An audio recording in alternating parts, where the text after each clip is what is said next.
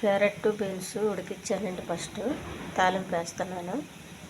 వాటికి కావాల్సిన ఉల్లిపాయ, జీలకర్ర, ఆవాలు, కరివేపాకు, కొద్దిగా అల్లం వెల్లుల్లి పేస్ట్ వేసానండి. ఉడికించుకోవాల్సిన వాటర్ అండి అది. ఇది కొద్ది దగ్గరికి అయినాక క్యారెట్ వేస్తాను. ఈ ఛానల్ నచ్చితే సబ్స్క్రైబ్ చేయండి, షేర్ చేయండి, లైక్ చేయండి. బీన్స్ వేసానండి. కొద్ది కారం, కొంచెం కొద్ది పసుపు, కొద్ది ఉప్పు అండి. కొంచెం నువ్వుల పొడి అండి, కొంచెం పచ్చి కొబ్బరి. క్యారెట్ బీన్స్ కూర అండి. ఇది రెడీ అయిందండి. దీన్ని చపాతీ కానీ అన్నానికి కానీ తింటే చాలా బాగుంటుందండి. చాలా హెల్తీ కర్రీ అండి ఇది.